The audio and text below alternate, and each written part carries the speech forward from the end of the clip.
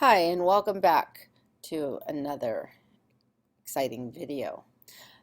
Today's video is going to be about how to assign classwork to your classes, to your students. You can do that from various places in School Loop. The first obvious place is this big orange button that says Assign Work. If you click on the little arrow and say Assign Work, you can choose the course that you want to assign work for. Here you have the option of assigning a homework assignment that you've already done. So you could click any of these. I have one that was unpublished that I could click on, which is actually this one. You can choose which periods do you want to assign it for. Maybe you only want to assign work for period 1. Then you would unclick all the rest. The assigned date will always be today's date, and the due date will always be the next class period. So if you assigned work on Friday, then the due date would be Monday. So you can change your due date if you desire by clicking on the calendar. How many points are you going to make the assignment? You can put that in, and scaled points is if you want it to be worth more or less. So this assignment is 4 points, and say I only wanted to count half, then I might put 2 in here. Category. Remember yesterday we set up categories. I would like this to be a homework assignment. So I'm going to click it on homework. Now publish. Right now it's going to be published to my calendar and my gradebook. This way, the students can see it in their calendars, or if I clicked on my calendar, I would see it in my calendar, and it would also show up in my gradebook. It will not show up on the students' portal yet, however. Time to complete in minutes, I usually don't do that. The assignment name, I'm going to change from assignment to the name that I gave. In this bar, I usually try to be very specific because this is what's going to show up on their School Loop. And so even if they don't open the assignment, they can still see what it was called and which problems they need to do. For example, on Skill Builder 2, it's page 7, SP7, and they were supposed to do numbers 1 through 16. So I would always want to be very specific. If I don't like it, I can delete it. Not sure what the X stands for. And this is if I want to save it and not publish it right now and publish it later. Or I can just press publish and it will directly go to the calendar. If I press save draft, then it saves it and it doesn't publish it. In order to go back to find it, to put it in, you need to click on your curriculum under the class. And if you click on that, you can say, oh, here's this unpublished assignment, Skill Builder 4. Click on it, and it comes up. The classroom display. I'm now ready to either copy it, edit it, delete it, or publish it. And now it has been published, so it shows up in the calendar. If I decide I want to unpublish it, I have that choice as well. So that is one way that you can add content. Another way that you can add an assignment is if you click on your course, your Math 8, and you see the orange button right here that says add content. Click on the down arrow and you can either add an assignment like we just did. So click on add an assignment, and it's very similar to what we just went through on that other page. Or you can add a lesson, which again is very similar. But here in this one, you can write your instructional plan. How do you want that lesson to be taught?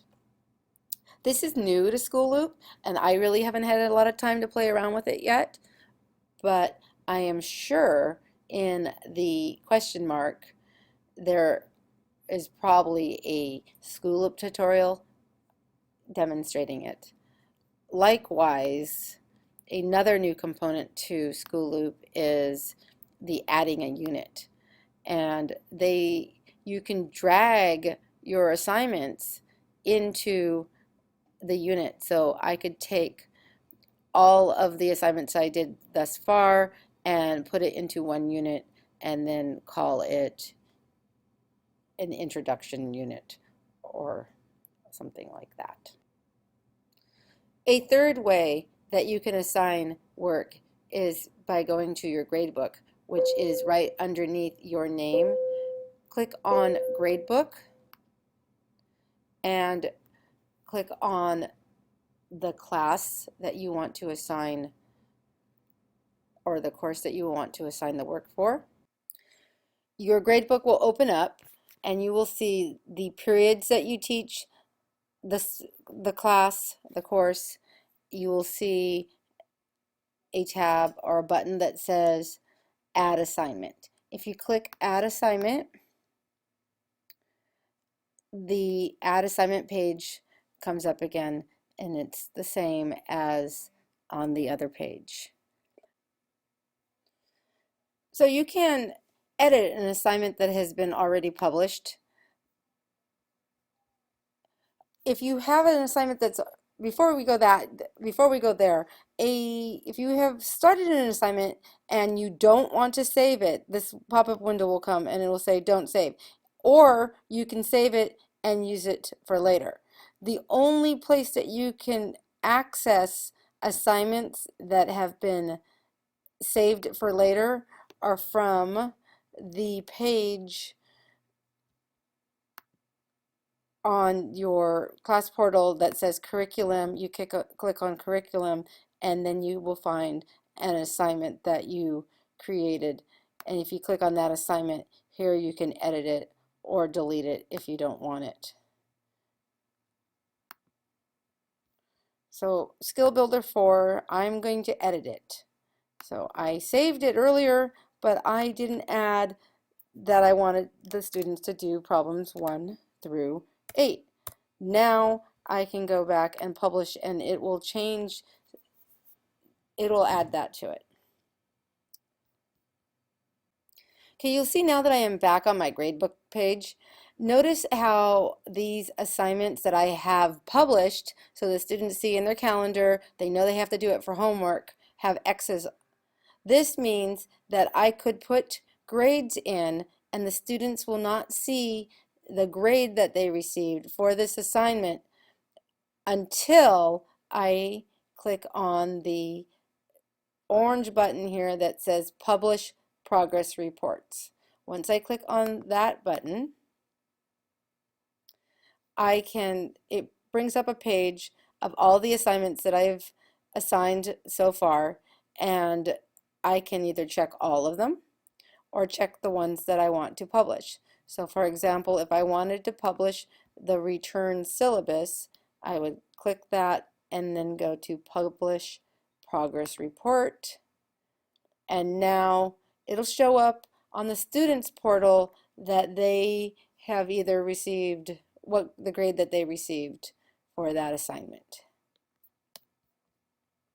Also from this page, you can reorder your student list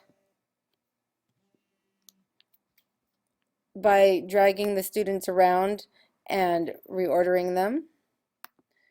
You can reorder your assignments and put them in a different order by dragging them around or saying move to the left or move to the right. Back on the gradebook page, there are tools that you can go to if you need to transfer a grade for a student.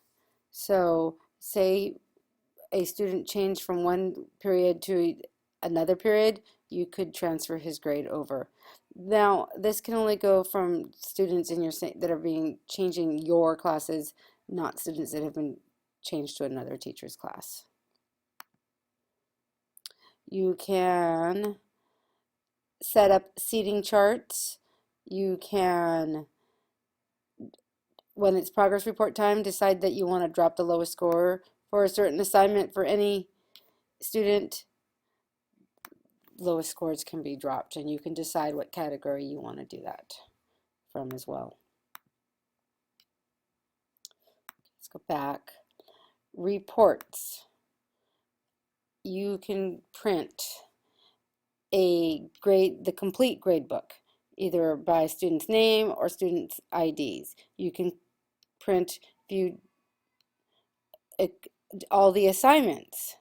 You can print a list of grades.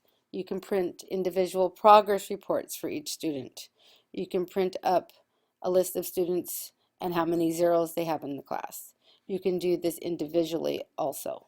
So if you wanted to only print up how many zeros a certain student had, you could do that. Or progress reports by individual students.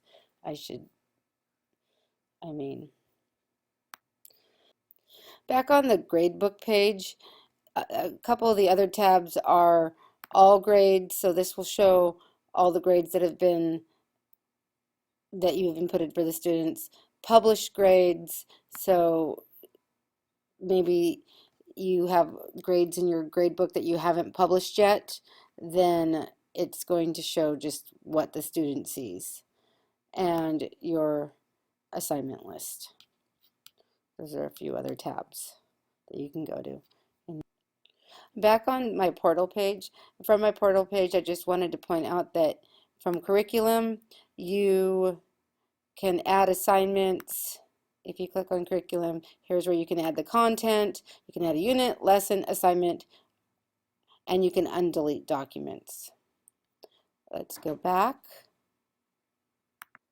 You can click on performance, and for performance, it's going to show you your student performance. If I had any grades in for my students, it would be more interesting. It's going to show you students that are trending up, students that are trending down, high priority students, and students that are being tracked. You can also print out your roster from this page. So you can print out a blank roster in alphabetical order with 10 or 20 columns that you can use to do whatever you need to do. All right, I'm going back to my portal, and I hope that this was helpful. If you have any questions, feel free to email me. Thank you.